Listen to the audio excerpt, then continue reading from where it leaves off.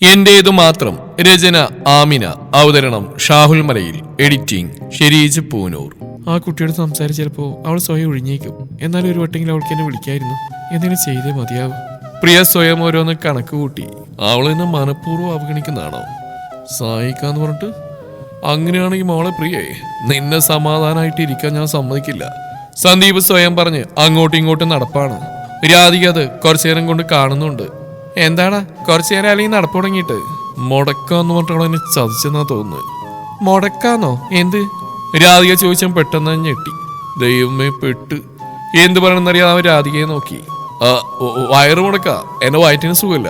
ഞാൻ ഫോണിൽ കണ്ട് വയറ് മുടക്കിനൊരു പെണ്ണ് പറഞ്ഞ് ഗുളി കഴിച്ചു. മാറുന്നില്ല. മാറുമെന്ന് പറഞ്ഞ അവള് പറ്റിച്ചാണെന്നാ തോന്നുന്നത്.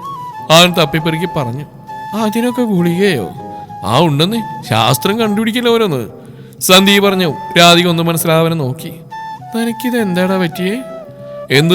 എനിക്കൊന്നുമില്ലല്ലോ. അമ്മ കുറച്ച് ചൂടുവെള്ളം എടുക്കുക, ഞാനിപ്പോ വരാം. അത് പറഞ്ഞ് ഒരുവിധ രാധികയെ പറഞ്ഞു വിട്ട് അവൻ സ്വയം തലക്കിട്ടൊന്ന് കൊട്ടിയിട്ട് നേരെ ഹാളിലേക്ക് ചെന്ന് വെള്ളം എടുത്ത് കുടിച്ചു. ആഹാരം എന്തെങ്കിലും പിടിക്കാഞ്ഞിട്ടാവും. ഇപ്പൊ ഓക്കെ, ഞാനൊന്ന് കിടക്കട്ടെ, നല്ല ക്ഷീണം. അതും പറഞ്ഞ റൂമിലേക്ക് ചെന്ന് പ്രിയെ വിളിച്ച് അവൾ ഫോൺ കട്ടാക്കി. അവസാനം സ്വിച്ച് ഓഫ് ആയതും സന്ദീപ് ദേഷ്യത്തിൽ ഫോണും വെച്ച് മറന്നു കിടന്നു.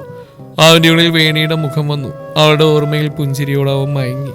ആദ്യേട്ടാ, കാല് വേദനിക്കണു. കാവ്യ കാല് നീട്ടി വെച്ച് പറഞ്ഞു. ആദ്യം എഴുന്നേറ്റ് വന്ന് അവൾക്ക് തടവി കൊടുത്തു. എനിക്ക് ഉറക്കം വരുന്നു കാവ്യ. അപ്പൊ എന്റെ ഉറക്കം കളഞ്ഞോ? ഏണ് വൈകിങ്ങനെ വീട്ടിൽ കൊണ്ടാക്കിയേക്കും. ഞാൻ അവിടെ നിന്നോളാം. ഏണ് കരുതിയാ ഞാൻ പോവാത്ത. കാവ്യ പിണക്കത്തോടെ പറഞ്ഞു. പിണങ്ങല്ലേ, സോറി, ഞാൻ തടവാം. എത്ര നേരം വേണേലും. രാവിലെ മുതൽ ഇവിടെ ഓരോന്നായിട്ട് ഇരുന്നിട്ടില്ല. നിനക്ക് പിന്നെ ഇങ്ങനെയൊക്കെ ആയതുകൊണ്ട് എപ്പോഴും കിടക്കാലോ. എന്നും ഹോസ്പിറ്റലിൽ നിന്ന് വന്നൊന്ന് കിടന്നാൽ പോലും ക്ഷീണം മാറില്ല. അതുകൊണ്ട് ഞാൻ അറിയാണ്ട് പറഞ്ഞതാ. ആദ്യം പറഞ്ഞു കേട്ട് അവളുടെ മനസ്സലിഞ്ഞു. സ്നേഹത്തോടെ അവൾ എൻ്റെ തലയിലും തലോടി. ഏട്ടനൂടെ കിടന്നു. എനിക്ക് മാറ്റമുണ്ട്. ശരിക്കും? കിടന്നു. ഞാൻ നിന്റെ മടിയിൽ തലവെച്ചോട്ടെ, ബുദ്ധിമുട്ടാവില്ലെങ്കിൽ? ആദ്യം ചോദിച്ചു. കാവ്യ ചിരിച്ചുകൊണ്ട് അവനെ തല മടിയിൽ വെച്ച് തലോടി. അവനവിടെ വയറ്റിൽ ചുംബിച്ചുകൊണ്ട് കുഞ്ഞിനോട് ഓരോന്ന് പറഞ്ഞു കിടന്നു. കാവ്യയും പുഞ്ചിരിയോടെ അത് നോക്കിയിരുന്നു. ആനന്ദിന്റെ നെഞ്ചിൽ തലവെച്ച് കിടപ്പാണ് ലച്ചു. അവളെ തലോടിക്കൊണ്ട് കണ്ണും തുറന്ന് കിടപ്പാണ് അവൻ. പരസ്പരം ഒരുപോലെ ഒരുപാട് സന്തോഷം നിറഞ്ഞ ദിവസമായിരുന്നു രണ്ടുപേർക്കും. അവളെ എത്ര സ്നേഹിച്ചിട്ടും മതിയാവാത്ത പോലെയായിരുന്നു അവനിൽ. ടോപ്പ് നീക്കി അവളുടെ നഗ്നമായ വയറിൽ അവൻ അമർത്തി ചുംബിച്ചതും അത് കണ്ട് പുഞ്ചിരിയോടെ അവൾ അവനെ നോക്കി. നമുക്ക് ജനിക്കാൻ പോകുന്ന കുഞ്ഞിന് ഏറ്റവും നല്ല അച്ഛനും അമ്മയാണോ നമുക്ക്? ആനന്ദ് അവിടെ വയറ്റിൽ തലോടിക്കൊണ്ട് പറഞ്ഞു. എനിക്കെന്തെങ്കിലും പറ്റിയാലും ഒരമ്മയുടെ സ്നേഹം കരുതലും കൂടി ഏട്ട് നമ്മുടെ കുഞ്ഞിന് നൽകണം. ഒരിക്കലും ഒരു കുറവും നമ്മുടെ കുഞ്ഞിനെ തോന്നരുത്. ലച്ചു പറഞ്ഞതും ആനന്ദ് അവിടെ വാമൂടി. സന്തോഷിക്കേണ്ട സമയമല്ലേ ലച്ചു, എന്തിനിങ്ങനെ ആവശ്യമില്ലാത്ത പറയുന്നത്? നിനക്കൊന്നും പറ്റില്ല. അതിന് ഞാൻ ജീവനോടുള്ളപ്പോൾ സമ്മതിക്കില്ല. എൻ്റെ ജന്മത്തോടെയാ എൻ്റെ അമ്മയെ ഞങ്ങൾക്ക് നഷ്ടമായത്. അതുപോലെ നമ്മുടെ കുഞ്ഞിനും. വേണ്ട പ്ലീസ്, ഇങ്ങനെയൊന്നും പറയല്ലേ. നീ കൂടെ ഇല്ലാത്തൊരു ജീവിതം ഇനി എനിക്ക് സങ്കല്പിക്കാൻ പോലും ആവില്ല ലച്ചു. എന്നെ വിട്ടു പോകുന്നത് നീ ചിന്തിക്കുക പോലും ചെയ്യരുത്. ഒരിക്കൽ ദൈവം നിങ്ങളെ പരീക്ഷിച്ചു. അതുകൊണ്ട് വൈകിയാണെങ്കിലും നിന്റെ കൂടപ്പിറപ്പിന് നിനക്ക് തിരികെ നൽകി സന്തോഷിപ്പിച്ച്. ഇനി നമ്മുടെ ജീവിതത്തിൽ തെറ്റായിട്ടൊന്നും സംഭവിക്കില്ല, എനിക്ക് ഉറപ്പുണ്ട്. അവളെ ചേർത്ത് പിടിച്ചുകൊണ്ടാവാൻ പറഞ്ഞതും അവളുടെ കണ്ണുകൾ സന്തോഷം കൊണ്ട് നിറഞ്ഞു. ഏട്ടാ മതി, ഇനി ഒന്നും പറയണ്ട. ഇന്നത്തേക്കുള്ളായില്ലേ, ഇനി ഉറങ്ങാൻ നോക്ക്. ആൾ നോക്കി പറഞ്ഞു. ലച്ചു കുറുമ്പോട് അവനെ തന്നെ നോക്കി കിടന്നു. അവന്റെ കൈകൾ അവളുടെ വയറ്റിനെ തലോടിക്കൊണ്ടിരുന്നു.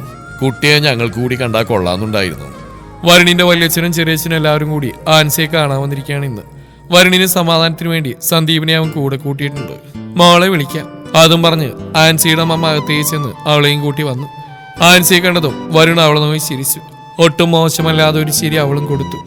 ഇനി ഇവർക്ക് പരസ്പരം സമ്മതാണെങ്കിൽ ഞങ്ങൾക്ക് എതിർപ്പൊന്നുമില്ല. എങ്ങനെയാലും ഇവന്റെ വിവാഹം നടന്നണ്ടാ മതി. ഒന്നും പറയാനോ ഒന്നിനും ആയില്ലെങ്കിലും ഇവന്റെ അമ്മയുടെ ആഗ്രഹം അതാ. ഇവൾക്കും സമ്മതക്കുറവൊന്നുമില്ല അല്ലേ മോളെ? നിങ്ങളുടെ ആഗ്രഹം പോലെ ഈ കല്യാണം നടത്താൻ ഞങ്ങൾ ഒരുക്കാം. ആൻസിയുടെ അമ്മ പറഞ്ഞു. വരുൺ കൂടെയുള്ളവരെ നോക്കി. എനിക്കൊരു കാര്യം പറയാനുണ്ട്. പെട്ടെന്ന് വരുൺ പറഞ്ഞു. ആൻസിയും അമ്മയും പരസ്പരം നോക്കി. എന്താ മോനെ, മോനെന്തെങ്കിലും ഡിമാൻഡ് ഉണ്ടോ? ആൻസിയുടെ അമ്മ ചോദിച്ചു. എല്ലാവരും അവരെ നോക്കി. പിന്നെ വിവാഹം ചെറിയ രീതിയിൽ നടത്തിയാൽ മതി. എൻ്റെ അമ്മയ്ക്ക് എൻ്റെ വിവാഹത്തിന് കൂടാൻ പറ്റിയ അവസ്ഥയിലല്ല. അമ്മയുടെ മുന്നിൽ വെച്ച് വിവാഹം ചെയ്യാനാണ് എൻ്റെ ആഗ്രഹം. നിങ്ങൾക്ക് ബുദ്ധിമുട്ടില്ലെങ്കിൽ എൻ്റെ വീട്ടിൽ വെച്ച് നടത്താമോ? വേറെ ഡിമാൻഡ് എനിക്കില്ല. സ്വന്തം എന്ന് പറയാൻ എനിക്ക് അമ്മയേ ഉള്ളൂ. അതിനെന്താ മോനെ, ഞങ്ങൾക്ക് എതിർപ്പൊന്നുമില്ല. എന്നാ പിന്നെ നാളെ തന്നെ നടത്താല്ലേ? നാളെയോ മോനെ? നാളെ എന്ന് പറഞ്ഞ ആൻസിയുടെ അമ്മ എന്ത് പറയണമെന്നറിയാൻ നിന്നു. ഒരുക്കങ്ങളൊന്നും വേണ്ടെന്നല്ലേ അവൻ പറഞ്ഞ്. ഡ്രസ്സും മറ്റുമൊക്കെ ആണെങ്കിൽ ഇന്ന് പോയി എടുക്കാം. ബാക്കിയൊക്കെ ഞങ്ങൾ ഏർപ്പാടായിക്കോളാം. അവിടേക്കൊരു കുട്ടി കയറി വരുമ്പോൾ അവിടെ കുറച്ച് ഉത്തരവാദിത്തം ഞങ്ങൾ കൂടിയില്ലേ? കൂടെ ഇരുന്ന വല്യച്ഛൻ പറഞ്ഞു. ആൻസി അമ്മയെ നോക്കി. അതുകൊണ്ട് സന്ദീപ് പറഞ്ഞു. നിനക്ക് വെയിറ്റ് ചെയ്യാൻ ബുദ്ധിമുട്ടായിട്ടല്ലേടാ നാളെ തന്നെ വേണമെന്ന് പറഞ്ഞ് പോടാ അവിടെ അതൊന്നുമല്ല. അമ്മക്ക് ഒരുപാട് ആഗ്രഹമുണ്ട്. എൻ്റെ കല്യാണം നടക്കുമെന്ന് ഞാൻ പോലും കരുതിയില്ല. ഇതിനൊക്കെ ആനന്ദിൻ്റെ പെങ്ങളൊരു നിമിത്തമായതാ. എൻ്റെ അമ്മേനെ എത്ര നാളെ ഞങ്ങളുടെ കൂടെ ഉണ്ടാവുന്ന പോലും അറിയില്ല. കൂടെയുള്ളിടത്തോളം സമയം എങ്ങനെയെങ്കിലും അമ്മ സന്തോഷിക്കണം. അതുകൊണ്ടാ നാളെ തന്നെ നടത്താമെന്ന് ഞാൻ പറഞ്ഞു. വരുൺ എല്ലാവരോടുമായി പറഞ്ഞു, ദേ ഇത് കയ്യിൽ വെച്ചോളൂ. പെട്ടെന്ന് പണമൊക്കെ ഒപ്പിക്കാനാവില്ലെന്നറിയാം. ഇവന് നേരത്തെ പറഞ്ഞിരുന്നെങ്കിൽ ഞങ്ങൾ കരുതിയനെ പണം. അതും പറഞ്ഞ് അവൻ്റെ വലിയച്ഛൻ കുറച്ച് പണം അവർക്ക് നേരെ നീട്ടി. പറയുന്നതുകൊണ്ട് വിഷമം തോന്നരുത്. ഇതിൻ്റെ ആവശ്യമൊന്നുമില്ല ഞങ്ങൾക്ക്. ഇവളുടെ വിവാഹത്തിന് അത്യാവശ്യം നടത്താനുള്ള ഒരു തുക ഞങ്ങളുടെ കയ്യിലുണ്ട്. പെട്ടെന്ന് നാളെ തന്നെ വേണമെന്ന് പറഞ്ഞൊരു ഷോക്കിലായിരുന്നു ഞാൻ. ഞങ്ങൾക്ക് സമ്മതം. ഇവളുടെ കാര്യം വേറെ ആരോടും ചോദിക്കേണ്ട ആവശ്യമൊന്നുമില്ല. തീരുമാനമല്ല എൻ്റേതാ. ആൻസിയുടെ മമ്മ പറഞ്ഞു. എല്ലാവരും കേട്ട് ചിരിച്ചു. എല്ലാം പറഞ്ഞുറപ്പിച്ച് അവരവിടെ നിന്ന് ഇറങ്ങി. മമ്മ എന്തുണ്ടായിട്ട് നാളെ തന്നെ നടത്താൻ സമ്മതിച്ച്? നീ അതൊന്നും അറിയണ്ട. നിനക്ക് വന്ന ഭാഗ്യമായത്. അതുകൊണ്ട് ഇവരുടെ ആഗ്രഹം പോലെ അതങ്ങ് നടക്കട്ടെ. അതൊക്കെ സമ്മതിച്ചു. അപ്പൊ പണം അതിന്? വീട് വിറ്റ കാശിൽ കുറച്ച് എൻ്റെ അക്കൗണ്ടിലുണ്ട്. ഇന്ന് തന്നെ പോയി അത് എടുക്കണം. അത് നിനക്ക് വേണ്ടി ഞാൻ മാറ്റിയിട്ടതാ. അമ്മയ്ക്ക് എന്തെങ്കിലും പറ്റിയാൽ നിനക്ക് ആരുടെയും മുമ്പിൽ കൈനീട്ടാ ജീവിക്കാൻ. എൻ്റെ ജീവനേക്കാൾ എനിക്ക് വലുത് നിന്റെ ജീവിതാ മോളെ. മമ്മ പറഞ്ഞു. ആൻസി കരഞ്ഞുകൊണ്ട് അവരെ കെട്ടിപ്പിടിച്ചു. വിവാഹം വരുണിന്റെ ആഗ്രഹം പോലെ തന്നെ അവന്റെ വീട്ടിൽ വെച്ച് നടത്തി. അവർക്ക് വേണ്ടപ്പെട്ടവർ മാത്രം അടങ്ങുന്ന ഒരു ചടങ്ങ്. ചേച്ചി വരുണേട്ട പാവ. ചേച്ചി നന്നായി നോക്കൂ. എനിക്ക് ഉറപ്പാ. എനിക്കറിയാരി. എന്തായാലും താങ്ക്സ്. അവളെ ചേർത്ത് പിടിച്ച് ആൻസി പറഞ്ഞു. ആര്യത് കേട്ട് ചിരിച്ചു. അമ്മയ്ക്ക് സന്തോഷമായില്ലേ ഇപ്പോ? വരുണ അവന്റെ അമ്മയുടെ അടുത്ത് വന്നിരുന്ന് ചോദിച്ചു. അവരുടെ കണ്ണ് നിറഞ്ഞൊഴുകി. അതിൽ നിന്ന് തന്നെ അവരുടെ സന്തോഷം എത്രയാണെന്ന് അവന് മനസ്സിലായി. അമ്മയുടെ ആഗ്രഹം പോലെ എൻ്റെ വിവാഹം കഴിഞ്ഞു. ഇനി നമുക്കൊരു മോൾ കൂടി ഉണ്ട്. ദേ ഇതാള്. വരുണ അത് പറഞ്ഞ് വാതിൽ നിന്ന് ആൻസിയെ ചൂണ്ടിക്കാണിച്ചു. അവരുടെ കണ്ണുകൾ അവിടേക്ക് നീങ്ങി. ആൻസി അടുത്തേക്ക് ചെന്ന് അവരുടെ അടുത്തായി നിന്നു. അവർ കണ്ണുകൊണ്ടിരിക്കാൻ കാണിച്ചു. ആൻസി അടുത്തായിരുന്നു. ആൻസി ഇന്നു മുതൽ ഇവളുണ്ടാവും. നമ്മുടെ കൂടെ അമ്മയ്ക്ക് കൂട്ടായി. വരുൺ പറഞ്ഞു. അവർ ആൻസിയെ നോക്കി കണ്ണുകൾ ചിമ്മി അടച്ചു. അമ്മയ്ക്ക് നിന്നെ ഇഷ്ടമായി എന്ന് പറഞ്ഞേ. വരുൺ അവളോട് പറഞ്ഞു. എനിക്ക് ഇഷ്ടമായി അമ്മേ. അതും പറഞ്ഞ് അവളവരുടെ കയ്യിൽ പിടിച്ചു. അവർ നിറകണ്ണുകളോട് അവളെ നോക്കി. ദിവസങ്ങൾ കൊണ്ട് തന്നെ ആൻസി അവർക്ക് നല്ലൊരു മകളും മരുമകളൊക്കെയായി മാറി. അവരുടെ എല്ലാ കാര്യങ്ങളും അവൾ തന്നെ ചെയ്തു കൊടുക്കാൻ തുടങ്ങി. അത് വരുണിന് ഒത്തിരി സന്തോഷം നൽകി. ദിവസങ്ങൾ കടന്നു പോകവേ ആ അമ്മയുടെ ഓരോ ചെറുചലനങ്ങളും എന്താണെന്ന് മനസ്സിലാക്കിയെടുക്കാൻ അവൾക്കും സാധിച്ചു. അവർ പറയാതെ പറയുകയാണെന്ന് അവൾക്ക് അറിയാമായിരുന്നു. ലച്ചു സൂക്ഷിച്ച്. ഓഫീസിൽ നിന്ന് ആനന്ദ് വന്നതറിഞ്ഞ് ചാടിയിറങ്ങിയിരുന്ന ലച്ചുവിനെ കണ്ടാവും പറഞ്ഞു. ലച്ചുവിന് ഇപ്പോൾ 3-ാം മാസമാണ്. കാവ്യക്ക് 9-ഉമാണ്. നീ എന്തിനാ ഇങ്ങനെ ഓടി വരുന്നത്? ഞാൻ അങ്ങോട്ട് തന്നെയല്ലേ വരുന്നത്? ആനന്ദ് അവളെ ശകാരിച്ചുകൊണ്ട് പറഞ്ഞു. ഏട്ടൻ വന്നപ്പോൾ ഞാൻ പെട്ടെന്ന് വന്നതാ. സോറി. ഇനി ശ്രദ്ധിക്കാം. ഇത് തന്നെയാ നീ എന്നും പറയാറ്. ഇനിയും ഇങ്ങനെയാണെങ്കിൽ നിന്റെ ഏട്ടന്റെ കല്യാണത്തിന് നിന്നെ കൊണ്ടുപോകുന്ന എനിക്ക് ആലോചിക്കേണ്ടി വരും. അവൻ പറഞ്ഞു. അവളുടെ മുഖം വാടി. അത് തന്നെയാടാ ഞാനും പറയുന്നത്. അത് പറയുമ്പോഴേ ഇങ്ങനെയാ പിന്നെ മുഖം. അവളുടെ മുഖഭാവം കണ്ട അമ്മ പറഞ്ഞു. എനിക്ക് വലുത് നിന്റെയും കുഞ്ഞിന്റെയും സുരക്ഷ ലഭിച്ചു. അതുകൊണ്ട് ഇനി ഇങ്ങനെ ചാടിത്തുള്ളി നടക്കാനാണ് യുവാത്തിന് നിന്നെ കൂട്ടില്ല ഞങ്ങള്. ആനന്ദ് പറഞ്ഞു. ലച്ചു മുഖം വീർപ്പിച്ച് റൂമിലേക്ക് പോയി. അത് കണ്ടത് അമ്മ അവനെ നോക്കി ചിരിച്ചു. നീ വരുന്നവരടങ്ങി തന്നെയായിരുന്നു. ഇപ്പോഴവൾ താഴേക്ക് ചെന്ന് പിണക്കം മാറ്റി. അപ്പോഴേക്ക് അമ്മ ചായ എടുത്ത് വെക്കാം. അത് കേട്ടത് അവൻ റൂമിലേക്ക് ചെന്നു. ലച്ചു എന്തോ കാര്യമായിട്ട് എഴുതുന്ന കണ്ട് അവൻ അടുത്തേക്ക് ചെന്ന് നോക്കിയതും അവൾ പിണക്കത്തോടെ ബുക്ക് അടച്ചു വെച്ചു. പിണക്കാണ് എന്നോട്?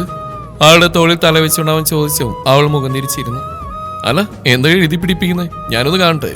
അതും പറഞ്ഞ് അവൻ ബുക്ക് എടുക്കാൻ പോയതും അതെടുത്ത് അവൾ കയ്യിൽ വെച്ചു. അപ്പൊ എന്തോ ഉണ്ടല്ലോ അതില്. നോക്കട്ടെ കാണിക്ക. എന്ത്? ഒന്നുമില്ല. അതിന്റെ പേഴ്സണൽ കാര്യങ്ങളാ. അതെന്താ ഞാനറിയാത്ത പേഴ്സണൽ കാര്യങ്ങൾ? എന്നാ പിന്നെ അതൊന്ന് കണ്ടിട്ട് തന്നെ കാര്യം. അതും പറഞ്ഞ് അവൻ ബുക്ക് വാങ്ങാൻ പോയതും അവൾ അതുകൊണ്ട് എഴുന്നേറ്റ് മാറിയതും അവനവളുടെ പുറകെ ചെന്നു. ലച്ചു ബുക്ക് കാണിക്കില്ലെന്ന് കണ്ടതും അവനവളുടെ കയ്യിൽ പിടിച്ച് വലിച്ച് അടുത്തേക്ക് പിടിച്ചു നിർത്തി. നോക്കട്ടെ എന്താന്ന്? കാണിക്കില്ല. അത്രക്കായോ? അവൻ പറഞ്ഞ് ബുക്ക് വാങ്ങാനെന്ന പോലെ അവൻ അടുത്തെത്തിയതും അവളത് പുറകിലേക്ക് വെച്ച് ഭിത്തിയിൽ ചാരി നിന്നു. അവനടുത്തേക്ക് വന്ന് അവളുടെ കയ്യിൽ പിടിച്ചതും ലച്ചു മാറാൻ തുടങ്ങും മുമ്പ് അവൻ അവളുടെ 2 ഭാഗത്തും കൈവച്ച് തടഞ്ഞു. മാറിയിട്ടോ, ഇതിലൊന്നുമില്ല. എന്നാ പിന്നെ കാണിക്ക, ഞാനും കൂടി കാണട്ടെ എന്താന്ന്. അത് പറ്റില്ല, അവൾ പറഞ്ഞു. അവനവളുടെ അടുത്തേക്ക് മുഖമടുപ്പിച്ചതും ലച്ചു അവനെ തന്നെ നോക്കി നിന്നു. മൂക്കുകൾ പരസ്പരം ഉരസി. അവളുടെ ചുണ്ടിൽ അവൻ മൃദുവായി ചുംബിച്ചതും ലച്ചു കണ്ണുകൾ അടച്ചു പിടിച്ച് നിന്നു. കയ്യിൽ നിന്ന് ബുക്ക് പോയപ്പോഴാണ് ലച്ചു കണ്ണു തുറന്ന്. അപ്പോഴാണ് കുട്ടിക്ക് കാര്യം മനസ്സിലായത്. ഇനി ഞാനൊന്ന് നോക്കട്ടെ ഇതിലെന്താണെന്ന്. അതും പറഞ്ഞ് അവൻ ബുക്ക് തുറക്കാൻ പോയതും ലച്ചു തട്ടിപ്പറിക്കാൻ നോക്കി. എങ്കിലും അതിനായില്ല. ഏട്ടാ പ്ലീസ് അത് എടുക്ക്, ഞാൻ വേണ്ടില്ല കേട്ടോ, അത് ഏട്ടനുള്ളതല്ല പ്ലീസ്. അവൾക്ക് എഞ്ചെന്ന് കേട്ടതും അത് കണ്ട് ബുക്ക് അവൻ അവൾക്ക് നേരെ നീട്ടിയതും അവളത് കൈ നീട്ടി വാങ്ങാൻ വന്നതും അവൻ മാറ്റിപ്പിടിച്ചു. തൽക്കാലം ഞാനിത് നോക്കുന്നില്ല, ഇത് പൂർണ്ണമല്ലെന്ന് എനിക്ക് തോന്നുന്നു, പൂർത്തിയാകുമ്പോൾ ഞാൻ വായിച്ചോളാം. അത് പറഞ്ഞു അവൻ ബുക്ക് അവളുടെ കയ്യിൽ കൊടുത്തു. കവിളിൽ നിന്ന് ചുംബിച്ചുകൊണ്ട് ബാത്റൂമിലേക്ക് കയറി. അവൾ വീണ്ടും അതിൽ എന്തൊക്കെയോ എഴുതി അത് ഷെൽഫിൽ സുരക്ഷിതമായി വെച്ചു. ആനന്ദ് ഫ്രഷായി ഇറങ്ങിയതും അവളുടെ ഡ്രസ്സ് എടുത്തു കൊടുത്ത് അവൾ അടുത്ത് തന്നെ നിന്നു. എന്താ കാര്യമായിട്ടെന്തോ പറയാനുള്ള നിൽപ്പാണല്ലോ.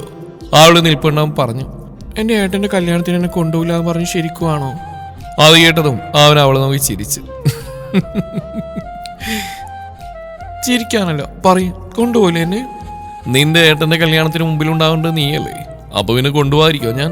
അപ്പൊ നേരത്തെ പറഞ്ഞോ? അത് നീ അടങ്ങിയിരിക്കാൻ വേണ്ടി വെറുതെ പറഞ്ഞല്ലേ, എല്ലാം നമ്മുടെ കുഞ്ഞിന് വേണ്ടിയല്ലേ. എനിക്കറിയാം ഏട്ടാ, ഏട്ടനോട് ഇഷ്ടം കൊണ്ട് ഓടി വന്നല്ലേ ഞാൻ. സാറില്ല, സൂക്ഷിക്കണം കേട്ടോ, അവൻ പറഞ്ഞു. അവളതിന് തലയാട്ടി.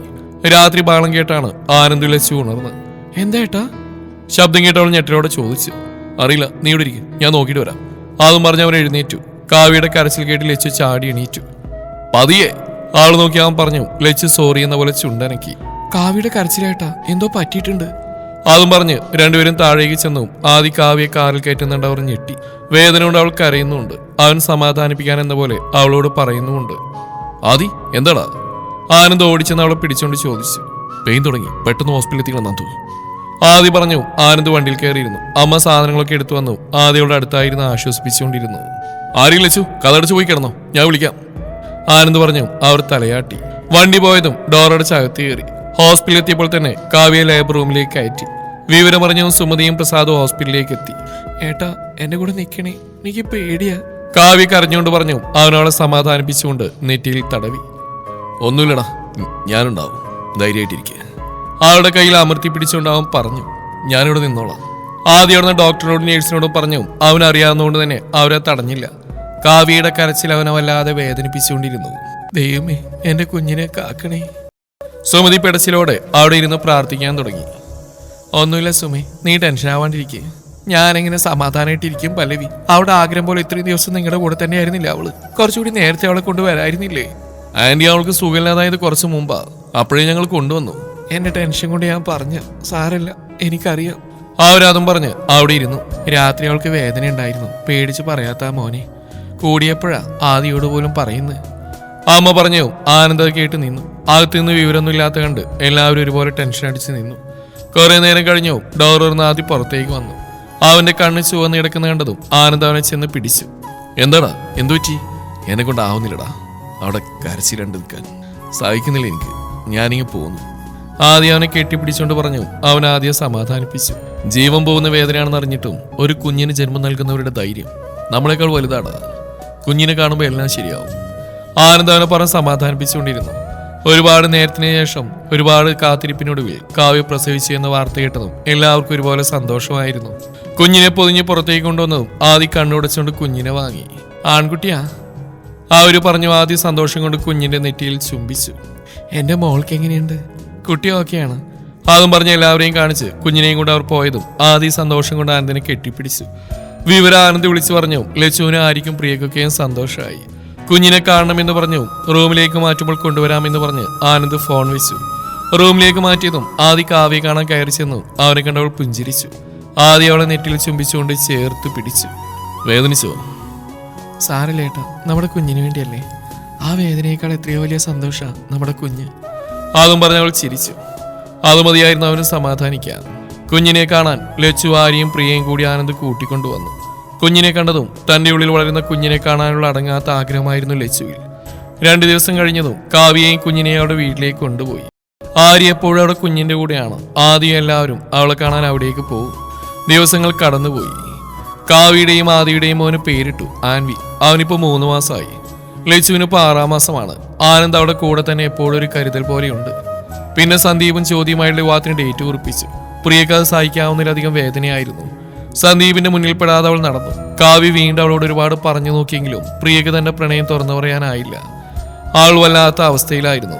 ദിവസങ്ങൾ കടന്നു പോകവേ പ്രിയ അവളിലേക്ക് മാത്രമായി ഒതുങ്ങാൻ തുടങ്ങി. ലച്ചു എല്ലാവരും വലിയ സന്തോഷത്തിലാണ്. കുറച്ചു ദിവസം കൂടി കഴിഞ്ഞാൽ വിവാഹമാണ്.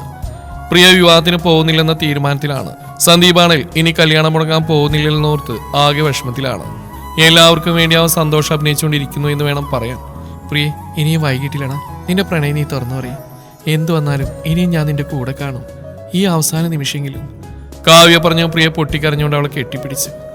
എനിക്ക് ഇഷ്ടാ കാവ്യ അവനെ. ഇനിയൊരു വിരഹം എനിക്ക് താങ്ങാനാവില്ല. ഞാൻ അവർ അത്രയും സ്നേഹിച്ചു പോയി. ജീവിതത്തിൽ ഒരിക്കലും സന്തോഷിക്കാൻ എനിക്ക് ഭാഗ്യമില്ല കാവ്യ. എൻ്റെ ജന്മം പോലും ഞാനിപ്പോൾ വെറുത്തുപോയി. അവന് മറ്റൊരു പെൺകുട്ടി കൊടുക്കാൻ എൻ്റെ മനസ്സിനാവുന്നില്ല. അത് കണ്ടേക്ക് എനിക്ക് ആവില്ലടി. അവനെൻ്റെ കൂടെ ഉണ്ടായിരുന്ന നിമിഷങ്ങളെല്ലാം ഞാൻ ഒരുപാട് സന്തോഷിച്ചു, ആസ്വദിച്ചു. ഞാൻ മാത്രം അറിയുന്ന എൻ്റെ പ്രണയത്തിന് കൂട്ടായി അത് മാത്രമേ എനിക്കുള്ളൂ. എന്നെ കൊണ്ട് ആവുന്നില്ല കാവ്യ. പ്രിയ അതും പറഞ്ഞ് അവൾ കെട്ടിപ്പിടിച്ച് പൊട്ടിക്കരഞ്ഞു. കാവ്യ അത് കണ്ട് വേദനയോടെ നിന്നു. എന്ത് ചെയ്യണമെന്ന് അവൾക്കും അറിയില്ലായിരുന്നു. ഞാനില്ലടാ ഈ വിവാഹത്തിന്, ഞാൻ വരില്ല. നീ സമാധാനമായിട്ടിരിക്കുക, എന്തെങ്കിലും ഒരു വഴിയുണ്ടാവും. കാവ്യ അതും പറഞ്ഞ് റൂമിൽ നിന്ന് പോയതും പ്രിയ കരഞ്ഞുകൊണ്ട് അവിടെ തന്നെ ഇരുന്നു. അവൾക്ക് ഊണുറക്കമെല്ലാം നഷ്ടമായിരുന്നു. തുടരും ഈ കഥയുടെ ബാക്കി ഭാഗം നാളെ ഇതേ സമയം.